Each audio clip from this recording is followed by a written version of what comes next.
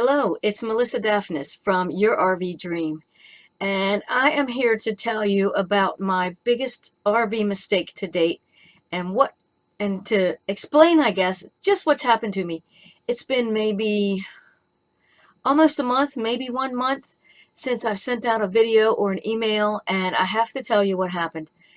Then what I did, my biggest mistake, I'll go ahead and lay it right out. First thing first, is my storage unit. And many of you know that I sold my house, everything I owned, and bought an RV. I'm now living in the RV. I'm in my bedroom right now. You can see Rue right there on the bed behind me. And Tigger, where is Tigger? He's back there, but you can't see him. He's the same color as this towel. But what happened to me was I bought or rented a storage unit, and I had that for, I guess, 3 years now. And I even had a storage unit for some time before that as I was preparing to move into the RV. And clearing it out, I decided that I didn't want to spend the money on it anymore. And after I had been in there a few times looking around, I actually forgot what most of the stuff in there was. And it became a real emotional nightmare for me, I guess you could say. A lot of the stuff that was in there was from my mother, who has passed away. She passed away in 2002, so that was, she was 15 years ago. And I lived with her, not with her, but in an apartment on the end of her house for, gosh, for 9 years before she passed away. We were very close. And then a lot of the stuff in there was from my grandmother, who, after I bought my house, after my mother passed away, I built an apartment on there for her, and she lived with me for the last 6 or 7 years of her life until she was 98, and then she passed away. And a lot of that stuff was theirs. So anyway, you can see I get a little bit emotional just talking about it. So I had to go through everything in that storage unit, and besides the memorabilia, there were pictures. Of course, there's all my racing jockey pictures, my wins, a lot of family pictures and other things. I would still say that 90% of that stuff in there was junk. And really, seriously junk that I did not need to keep. I kept some stuff from my bathroom, like the toothbrush holder and the soap dispenser, because I liked the design, and I thought, well, I might use these one day. Come on. For the amount of time that I had a storage unit, within the last 3 years, I went in there and I told the lady, I said, yeah, I'm clearing my storage unit out, and I've spent over $3,000 on it. She pulled up my receipts, and I had spent over $6,000 on it. So it quickly got out of hand. That was $6,000 that I did not need to spend on a storage unit. And what happened was, just going through all that put me in a real funk, in a real, I don't know, I guess I was depressed, kind of just like blah. It took me, first of all, 4 days to move things out of there that, gee, maybe half of the stuff that I knew I could probably take to a yard sale. So I did a yard sale. That took 4 days. I had to move this stuff out. It was hot. It must have been 90-some degrees. I was sweating. I moved all the stuff out. I moved it to a garage. My sister's husband is selling a house from previous, and they had an empty garage. So in a neighborhood, which was a good place for a yard sale. So I moved it there. And 4 days of that, took one day to move it there, took another day to go through things. Then I went to the yard sale, made maybe $100 on the yard sale. Didn't sell half of that stuff. The other half went to Goodwill, just gave it away. A very small amount of it went to consignment. Most of the good stuff went to, was bought at the yard sale. If it was anything good. So only a few things were left for consignment. But before I get too much further, let me show you a picture of my storage unit. It was a 10 by 10 climate controlled, because you don't want stuff getting moldy. And let me show you a little bit about what I had in there and what I had stacked up in there, give you an idea. Okay, so I thought I would share with you today why it's taken me a while to do a question and answer video. And the reason is because I'm finally going to empty out the storage unit that I've had for, it's been over 2 years now. and I couldn't get rid of everything when I first bought and moved into my RV. And there's some things I kept, sentimental things, things I thought I might need. So let me show you what's inside my storage unit.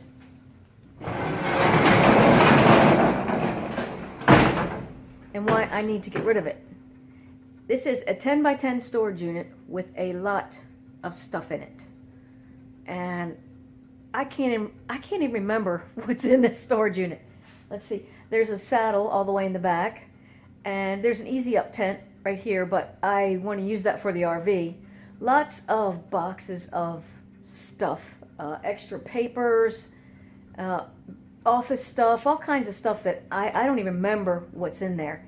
So this weekend I'm having a big yard sale, and I'm taking everything to the yard sale. Well, pretty much everything, except for some personal records and a couple little things I might want to keep. And I'm getting rid of it.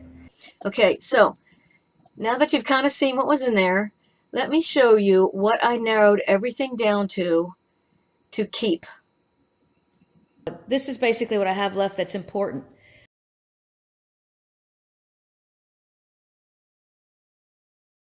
So basically, that's it.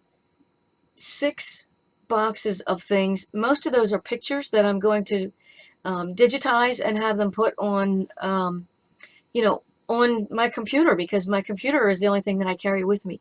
So I won't need even most of those boxes anymore. A few little knick-knacky things, and I may even bring them here into the RV. Just those little teeny things that you really don't want to part with. It's just a couple of very small personal items. The knickknacks and all that stuff I don't need.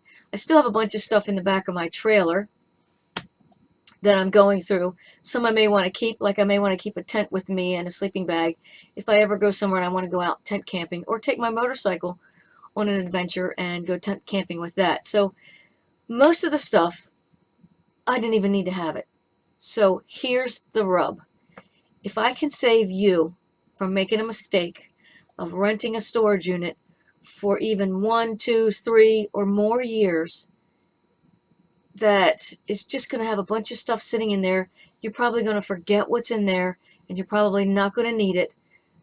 Let me save you the trouble of going through the hell that I went through in dredging all that up again. I really do wish that I had just sold my house and moved into the RV. And that would have been that. At the time, I must say, I thought, well, there's these things and I need to, but if I had planned correctly, and I talk about a plan all the time, if I had really planned correctly, I wouldn't have just taken stuff to a storage unit. I would have actually planned to do something. If there were pictures that need to be digitized, I would have done that. If there were things that needed to go to another family member, I would have done that. I ended up keeping things from my mother and my grandmother that now my sister's going to have to keep. And I cherish their memories. I will always have their memories. But I don't need the stuff. There was a bunch of dishes that my grandmother had. There, of course, there's pictures of my grandmother when she was a little girl. They were actually paintings. They weren't pictures. I mean, they were just some fantastic stuff, but I can't keep it. I don't want that lifestyle. I don't want to be encumbered by all of that stuff anymore. And that's why I went to this lifestyle. And if that's why you're going to this lifestyle, it might be something that you really want to think about. Do you really want a storage unit? When I was talking to the lady behind the desk at the storage unit facility, she said there are people that have had storage units there for 10 years or more. And yeah, okay, if you have a boat and you boat occasionally in the summer and you need to keep that stuff somewhere, then maybe you need a storage unit. If you just have a bunch of junk like I did, and I admit it, it was mostly junk. A lot of papers that I could have gotten rid of. Also some files, like you need your tax records for the last 7 years, and since I've had a business, there are a lot of receipts, so they're pretty thick tax files, but I can also digitize them. Now that takes a little bit of time and effort, and it probably takes money. I could probably have sent all my pictures out and had them digitized by a professional, and it would have cost less than $6,000. So I guess that's the point of my whole explanation here, is that really, oh my God, it put me in a funk for weeks. I was just like, I have to get through this stuff. And it was like sludging through the mud. And I was like, ugh, why did I keep this thing? And why did I keep that thing? Ugh. So anyway, enough on that. hopefully just talking about this has helped you decide if you have your dream and you're planning on moving into an RV full time. Maybe this will help you decide. Really, really, really look over your stuff. Put everything that you think you want to keep, that you would keep in a storage unit, and decide if you really, really need it. If you can put it into another format, like digitizing your photos, or even some of the things like I was saying, some of the knickknacks. If they're larger knickknacks, I had some larger knickknacks, and I regret now. I should have taken pictures of them. Not that I would probably ever look at them, but it would make me feel better about getting rid of them, so I could have taken pictures. So just decide really if you want to spend the money on that or not. So let me go over one more thing, and this is another mistake that I made kind of at the same time, which actually compounded the whole situation. And that was, I mentioned in one of my earlier videos that I was house sitting for someone who was a previous pet sitting client of mine, and his wife had suddenly passed away. They're about my age, and she suddenly passed away from a blocked artery. He was away at the time. It was just a terrible situation. And they had 2 cats. So I was house sitting for them. They had a pool. It was kind of neat. I thought it was a really good idea at the time. He's a pilot, so he goes away for 3, 4, 5, 6 weeks at a time. He's a corporate pilot. So, and he's been going away a lot lately because I guess it's something he needs to do. He just needs to get out and get back to work. So I offered to, again, stay at his house and watch the cats. I offered to do it for free since I was kind of having a house and to hang out in, and it was fun at first. I took a bunch of stuff there. I took some clothes, not a whole bunch of stuff. I could not take my RV there. It's about 5, 6, 7 miles away, so it was maybe a 10, 15 minutes at the most drive to get back and forth. But it's still, when you need something and it's in your RV, you don't want to drive 15 minutes to get it. But anyway, it was a good idea. And then I started to realize I couldn't get anything done there. I couldn't get in the right frame of mind to do a video about the RV lifestyle if I'm staying at somebody else's house. I just couldn't wrap my brain around it. I tried like a bunch of different times. I tried. I'm like, I need to sit and do a question and answer video. I need to do a video on this stuff, and I just couldn't do it. And I had some of my stuff here, some of my stuff there, and it was just, I was scattered. So my apologies. I haven't been in touch for a few weeks, and I am back in my RV. I am still taking care of the cats because I'm doing it for the cats and for my friend, you know, who's going through a rough time right now, and I'm still going to make sure that's taken care of, but I'm back where I need to be so that I can help you with your RV dream. That's why I'm here, and I just had to get back on track. We all get off track sometimes, and we don't realize how much time goes by when we get involved in other things. And I'm hoping that that's not the case with you. I'm really hoping that if you have an RV dream, that you're staying focused and you're staying on track, because I know how easy it is to get off track. I know what it's like to plan your dreams. I know what it's like to achieve your dreams. And I'm here to help you in any way that I can. If there's anything that I can do, I'll put the link for you. I'll put the link for scheduling a talk with me. Please just sign up for a free talk with me. I'm happy to answer your questions. I'm not going to try to sell you into a $10,000 or $2,000 or any $1,000 program like that. It's no pressure. I'm not trying to get you to sign up. I just want to help people. And I had somebody that I had a call with a couple of months ago, I guess, as part of my beginnings. She got the call for, it was during the summit that I did, the interview summit. And her name is Mary. So Mary, if you're watching this, thank you so much. She was actually in my area, hooked up with me via email, and we got to sit and talk. And she came over to, I went over to her RV.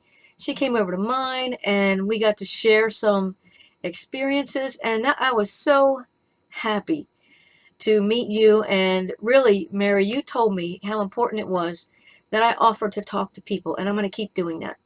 So if there's anything I can do for you with anything, even if it's not RV related, if you would like just some encouragement and support for your dreams, if you're feeling stuck, I know how to help you and talk to you, and it really helps to just chat with somebody for a little bit.